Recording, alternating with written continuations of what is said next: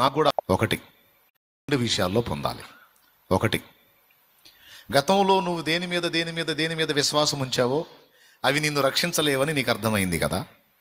ఇక లైఫ్లో మళ్ళా వాటి వైపు తిరగకుండా నీ రక్షకుడైన యేసులోనే స్థిరంగా నువ్వు ఉండునట్లు నీ మనస్సుని సిద్ధపరచుకోవాలి. అది మారు మనస్సు. రక్షింపలేని వాటి వైపున ఇంతవరకు తిరిగావు, ఇక వాటికి వీపు చూపించి హృదయపూర్వకంగా యేసు వైపు మళ్ళుకోవాలి. చచ్చేదాకా యేసు నా రక్షకుడని నమ్మాలి. ఒకటి. రెండవది, ఫస్ట్ ఏం చెప్పాను? రక్షింపలేని వాటిని విసర్జించుటలో మారు మనసు పొందాలి.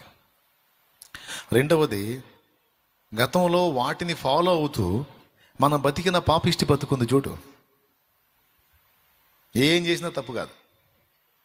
ఆ పాపిష్టి బతుకును కూడా విసర్జించి ఒక తీర్మానం చేసి, ఇంతకుముందు నేను విచ్చలవిడిగా తాగాను, తిరిగాను, ఇక నాకు ఆ జీవితం వద్దు, నేను ప్రభురాజ్యం చేరాలనుకుంటున్నాను, యేసయ్య బిడ్డగా మారాలనుకుంటున్నాను, క్రొత్త జీవితంలోకి నేను అడుగు పెట్టాలనుకుంటున్నాను, కాబట్టి ఇక నేను వాటిని విసర్జిస్తున్నాను అని విసర్జించి, ఏది పాత ఆరాధనల భక్తులనే కాదు, పాత వ్యసనాలని అలవాట్లను కూడా విసర్జించి ఒక తీర్మానం, ఒక నిశ్చయత కలిగి బాప్తిస్మానికి రాబోయేటప్పుడు ఈ 3 రోజుల్లో అవకాశం ఉంటే ఫాస్టింగ్ ఉండి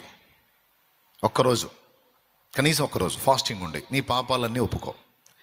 ఊహ తెలిసిన దగ్గర నుంచి ఇప్పటిదాకా నువ్వు ఏమేం చేశావో, ఎన్ని నీ మనసులో ఉన్నాయో, ఎన్ని హృదయం, అన్నీ నీకు తెలిసినవన్నీ ఒప్పుకో, క్షమాపణ కోరుకో, దిద్దుకో, తీర్మానం చేసుకో. ఇంకా నేను అటు జోలికి పోవద్దు, ఫిక్స్ అయిపో. అలా తీర్మానంతో ఫాస్టింగ్ ఉండి అన్ని దేవుని ముందు ఒప్పుకొని క్షమాపణ కోరుకొని దేవుణ్ణి అడుగు, నాకు లోతైన మారు మనసు దయచేయి, నేనైతే సిద్ధపడ్డాను, నాకు కూడా బలము నువ్వివ్వు, ఇక నేను మళ్ళీ నా లైఫ్ లాంగ్ వెనక్కి తిరగకూడదు, వ్యర్థమైన వాటి వైపు తిరగకూడదు, వ్యర్థమైన వ్యసనాల వైపు కూడా నేను తిరగకూడదు ప్రభువా, నాకు సహాయం చేయి, నేనైతే మారు మనసుని పొందగోరాను, తీర్మానం చేసుకున్నాను, నాకు ఆ మనసుని స్థిరపరచు.